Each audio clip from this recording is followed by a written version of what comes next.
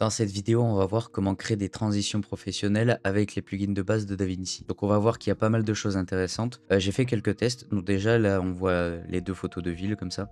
Je vais dire assez différentes. Là, c'est on va dire le début de la nuit. Là, c'est carrément la nuit. Pour qu'on voit un petit peu le contraste entre les deux. Ce qu'il faut retenir aussi lorsque vous faites des transitions, c'est que si vous avez un début du clip comme ça, essayez de mettre genre, on va dire une dizaine de frames après. Parce que sinon, en fait, si jamais vous allez mettre la transition dessus, il y aura la transition uniquement sur la fin de ce clip, mais pas le début de celui-là, parce que tout simplement, en fait, lorsqu'on va faire une transition, pour vous expliquer un petit peu, c'est comme si les clips, ils allaient faire ça. Parce qu'il va y avoir un effet progressif qui va se faire entre les deux.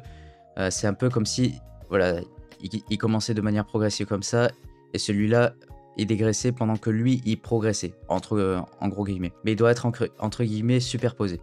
Mais bon, nous, du coup, on va pas les superposer, mais on va dire, on va les décaler un peu. On va décaler le début et je vais les mettre ensemble. Je vais vous montrer tout simplement, hein, ça va être plus parlant. Là, si je le mets à fond et que je prends une transition au pif, tac. Là, on voit qu'on peut pas. Je suis obligé uniquement de le mettre sur celui-là et du coup, il n'y aura pas la transition sur celui-là parce que bah, tout simplement, le début de celui-là, il commence ici. Donc c'est pour ça, je vais décaler un peu et je vais la mettre ici. Pareil pour celui-là, j'ai fait exactement la même chose, c'est juste je l'ai coupé, donc pensez bien aussi à couper un tout petit peu la fin aussi de celui-là et le début de celui-là. Voilà, petite notion à garder en tête, sinon ça marchera pas. Là, tout simplement, je suis dans la boîte à outils et je vais aller chercher par exemple, là je vous montre quelques exemples, Crash Zoom que j'aime bien. Donc ça, c'est pour faire une petite transition en zoom assez sympa. Hop. Donc voilà. Donc là, c'est pas mal, mais par contre, ça manque un peu de dynamisme. Donc là, c'est tout à fait normal. Ce qu'on va faire, c'est qu'on va chercher un effet whoosh. Un effet whoosh, j'en ai un juste ici, je le prends. Hop. Voilà, donc ça, c'est un effet que j'ai trouvé sur le net, donc vous pouvez en trouver, hein. Vous tapez juste whoosh effect, vous allez trouver facilement, ça, c'est pas un souci. Je vais juste baisser un peu pour qu'on entende bien. Et là, hop. Voilà. Bon, bien entendu, on va dire c'est un whoosh un petit peu rapide, un petit peu aigu. Bien entendu, on peut le modifier par la suite. Mais... Donc voilà pour la transition zoom. Donc après, on peut choper quelque chose d'autre. Par exemple, celui-là que j'aime bien aussi, le slide. Donc là, c'est transition whoosh normale, transition panoramique. Je viens juste l'importer, encore une fois. Je le fais réduire un petit peu pour que ça ait, on va dire, une durée plus convenable. Voilà, là, ça peut être pas mal. De l'autre côté, personnellement, je préfère. Avec le slide left. Voilà. Donc je crois qu'il y en a un autre aussi qui fait ça, je vais le présenter tant qu'à faire, c'est le panoramique left. Donc c'est à peu près la même chose, sauf qu'on va dire il va y avoir un effet de déformation en plus, donc ça peut faire un effet assez stylé. Et aussi il est beaucoup plus rapide. Voilà, donc c'est une petite subtilité. Personnellement, je préfère le slide parce que c'est, on va dire, moins tape à l'œil. Ensuite, il y en a un autre aussi que je vais vous présenter, c'est le radial. Voilà, celui-là. Donc le radial aussi, c'est, on va dire, un effet de tournement comme ça. Donc c'est un peu comme, on va dire, une transition panoramique, mais du coup, on va dire, transition rotative. Il est un peu rapide là. Voilà. Donc bon, le son, il me dérange un peu. Moi, j'aimerais bien que ce soit un petit peu plus subtil. Donc je vais aller dans Fairlight et je vais juste modifier un petit peu le son. Très vite fait, je vais aller dans EQ.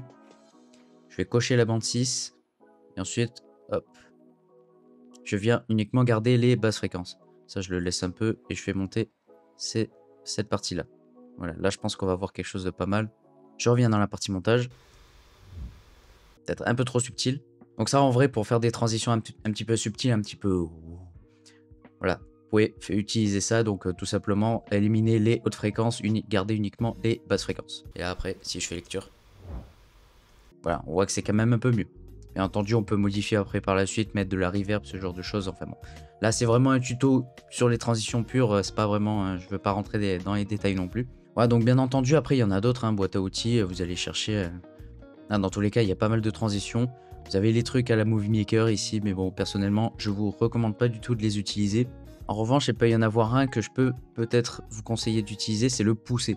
Donc vraiment très rapide, mais très subtil, surtout utilisé dans le divertissement. Je pense notamment, par exemple, je sais pas si vous connaissez What the Cut ou même le jour du grenier, ils utilisent énormément cet effet. Genre ça va être très rapide, regardez. Tac. Sans whoosh, ou alors avec un tout petit whoosh, ce genre de choses. Voilà, cet effet de défilement, mais ultra rapide. Donc vous avez juste à prendre l'effet poussé et le mettre vraiment très très rapide. Donc c'est une transition, mais vraiment beaucoup plus rapide que, on va dire, des transitions whoosh, zoom, etc. Donc c'est assez utilisé aussi, surtout dans le divertissement. Pas trop, je crois, dans les vidéos type informatif, tutoriel, etc. Je l'ai pas vu beaucoup. Et voilà, là, vous avez vraiment des transitions de base à la Movie Maker. Personnellement, je vous recommande pas d'aller là-dedans. Vous avez pas mal de choses, caméra shake, enfin bon bref, dans tous les cas, il y en a vraiment beaucoup, donc amusez-vous. Il peut y avoir des transitions aussi assez cheap, donc voilà, faudra faire un petit peu de tri, mais il peut y avoir aussi des transitions vraiment intéressantes et vraiment, on va dire, assez professionnelles.